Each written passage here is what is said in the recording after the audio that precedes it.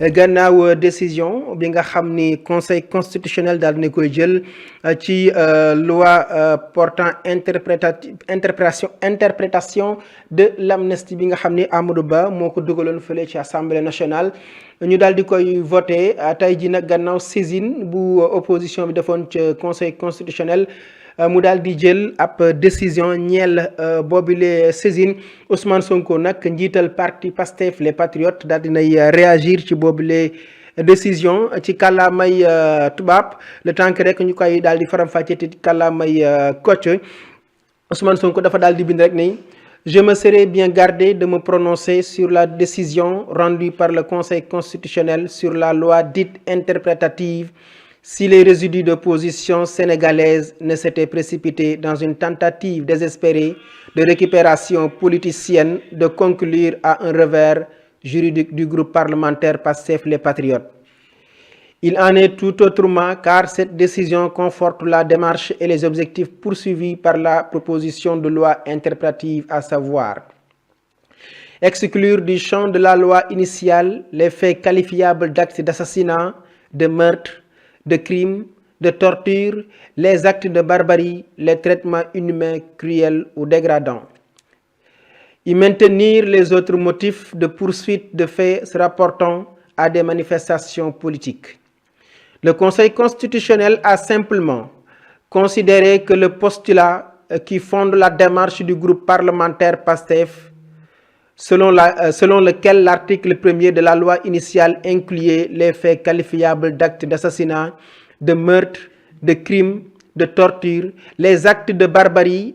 les traitements inhumains, cruels ou dégradants étaient superflus car dans sa version originale, la loi excluait déjà d'office cette catégorie d'infractions conformément aux engagements internationaux à valeur constitutionnelle de notre pays, considérant 31.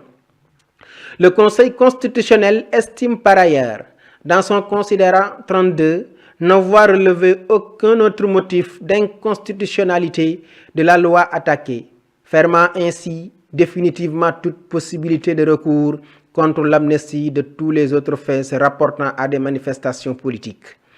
Ainsi, le Conseil a fait une interprétation au-delà de ce qui était recherché par le groupe parlementaire Pastef les Patriotes.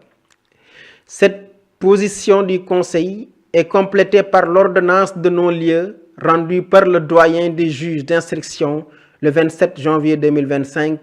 qu'il concluait ainsi.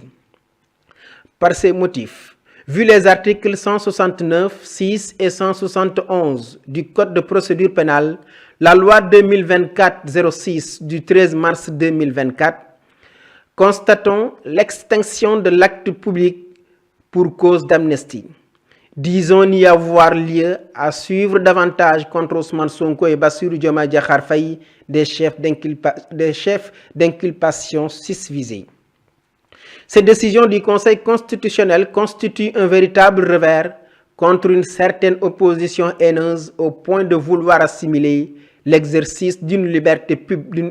politique et civique de manifester à des crimes de sang et de torture. Tout ça pour assouvir le dessein cynique de vouloir renvoyer des milliers de patriotes dans les geôles où ils ont tant souffert déjà. Qu'avons-nous fait au bon Dieu pour mériter une opposition si indigente? Demain au réveil, au lieu de voir la lune que je leur montre, ils vont disserter sur mon doigt qui le leur désigne. Ousmane Sonko, président de Pastef les Patriotes. fii nag Ousmane Sonko mi ngi daal di yëkkati ay kàddu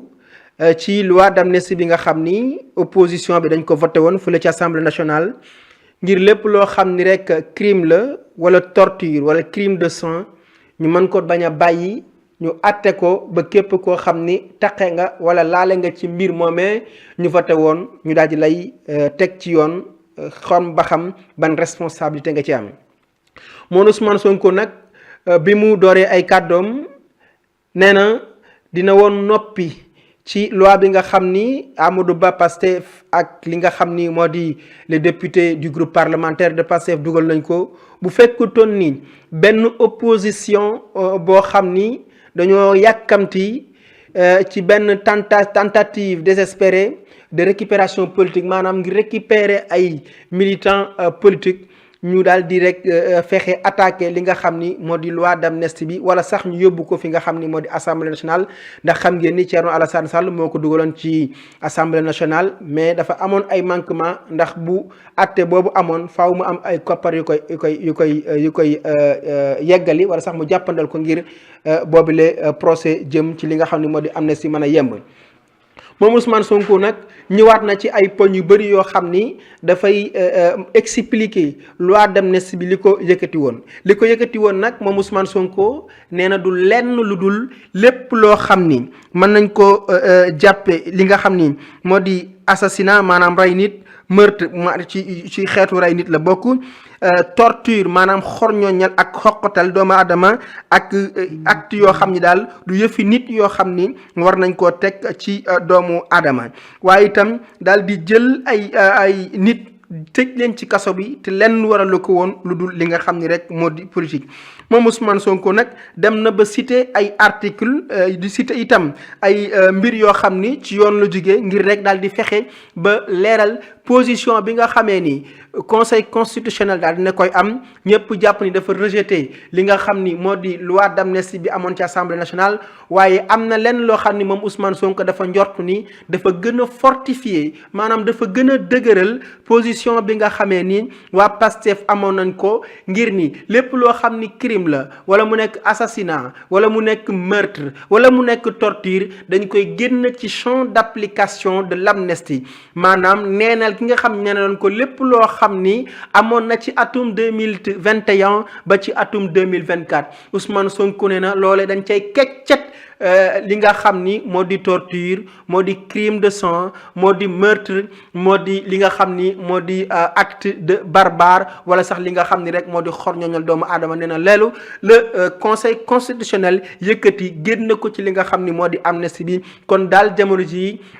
nañu jàpp ni lépp loo xam ni crime la woon ñi ko xam ni ñoo ko def mu di les responsables feront face à la justice maanaam daañu jàkkaarloo ak ki nga xam ni moo di ca ëttub attekaay ba kenn ku ne li nga xam ni moo nekk ci sa responsabilité ñu daal koy statuer ba kenn ku ne la nga ca mën a am rek ñu daal di la koy jox ci li nga xam ni moo di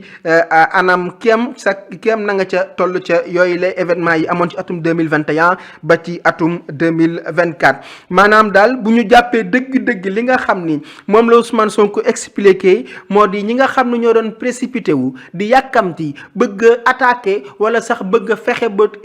li nga xam ni moo di loi d'amnistie bi ñu fexe koo yàq nee na loo ñoom ñi nga xam ne di opposition boobee nga xam ni xol bu bon la ñu àndal opposition bi nga xam ni jamono ji dañoo bëggoon rek li nga xam ni moo di récupération politique dañoo échoué ci li nga xam ni rek moom la ñu bëggoon ba tey jii li ñu jàpp ni rejet la ci loi d'amnistie bi nga xam ni portant interprétation de la loi d'amnistie ba ñu dugaloon ci assemblée nationale te Aïssata Tall Sall Anta Babacar Ngom Thierno Alassane Sall ak seen groupe boobu dugaloon ko ca fi nga xam ni moo di conseil constitutionnel Ousmane Sonko nee na dafa gën a dëgëral taxawaayu Pastef dafa gën a dëgëral seen bëgg-bëggub campagne mu di fexe ba képp koo xam ne laala nga ci mbir yooyu ma cité sànq mu di torture mu di crime mu di rey mu di ba acte de barbare ñu yóbbu la ci yoon ba kenn ku ne la nga xam ni def nga ko ca ñu mën laa àtte tey jii ñi nga xam ne itam seeni njaboot ñàkk nañ ci seen bakkan bu ko defee ñoom itam ñu mën a am jàmm bu ko defee ñu mën a itam ñaanal seeni njaboot yàlla yërëm leen te jéggal leen. ñëwaat na itam moom Ousmane Sonko ci ay motifs yoo xam ni ay article 169 6 ak article 171 du code de procédure pénale portant la loi 2024 09 du 13 mars 2024 waaye itam ñëwaat aussi ci li nga xam ni moom la loi d'amnistie bi wax jëme ko itam ci moom Ousmane Sonko lañ ko doon toppee ci ay chef d'inculpation moom ak Bassirou Diomaye Diakhar Faye moom tamit Ousmane Sonko ma ngay daaneel ay kaddu samp ab laaj ne lan la ñu def yàlla maanaam lan la ñu def yàlla ba tey jii ñu am benn opposition boo xam ni xëy na tekki mën nañ koo jàppee entre guillemets opposition bu tekkiwul dara opposition ba nga xam ni la ko askan wi doon xaare nekku ca waaye dafa dem ci li nga xam ni ay kalma njangaan la ay inutile la ay futilité la ñu nekk ca di lijjanti loolee nag kàddu ki nga xam ni mooy Ousmane Sonko ca la mu terminé nag mu ne suba bu ñu yeewoo incha allah au lieu que ñuy gis maanaam joxoñ bi mu joxoñ askanu Sénégal di leen won li nga xam ni moo di weer wi dañuy xëy di lijjanti baaraam ba nam ko joxoneeg nam ko dëngaleeg fu mu ko dëngal jëmee nee na ñoom loolu la ñu nekk nee na moom daal lii la wax ba noppi daal di koy signé Ousmane Sonko président de Pastef les Patriotes bu ñu waxee loolu nag mooy Ousmane Sonko jamono ji waxewul ak koo xam ni dafa yor ndombal tànk ci nguur gi maanaam nekk ki nga xam ni moom lu ñu jiital mu jiite gouvernement bu Sénégal bi nga xam ni moom la ñu dippee premier ministre waaye moom Ousmane Sonko dafa wax ci ki nga xam ni sol mbubbum acteur politique jiite itam li nga xam ni moo di parti bu Pastef les Patriotes kon mbokk yi kàddu yooyu xëy na mën nañoo juum ci nañu ko tekkee ci wolof waaye bëggoon rek ngeen ñi nga xam ni ñoo dégg kàllaamay Kocc wala sax ñi nga xam ne ñoo dégg kàllaamay nasaraan bu ko defee kenn ku ne mën a comprendre réaction bu président bu Pastef les Patriotes du Ousmane Sonko ñu ngi leen di jaajëfal ndax itam na ngeen xam ni ñi nga xam ni itam ñoo di groupe parlementaire bu Pastef ñoom itam daal dinañuy réagir daal di xam ne rek ni su ma ko tënkee ci ay poñ yu néew moo di conseil constitutionnel dafa permettre wala sax dafa jox yoon ñi nga xam ne ñàkk nañ ci seen ay njaboot wala sax ñi nga xam ni am nañ ci ay gaañu ñu dem porter plainte ñi nga xam ni ñoo def loolee bu ko defee justice itam en toute indépendance maanaam ci lépp loo xam dañuy moom seen bopp ñu àtte ba képp koo xam ni tooñ nga ñu xamal ni la yaa tooñ ku am ndam itam ñu ne la tey jii yow yaa am ndam mbokk yi loolu mu fi nekkoon xibaar bu fi ruus ñu bëggeen leen ko digtal yéen ñi nga xam ni yéenay suivre Feeling Dakar TV jërë ngeen jëf.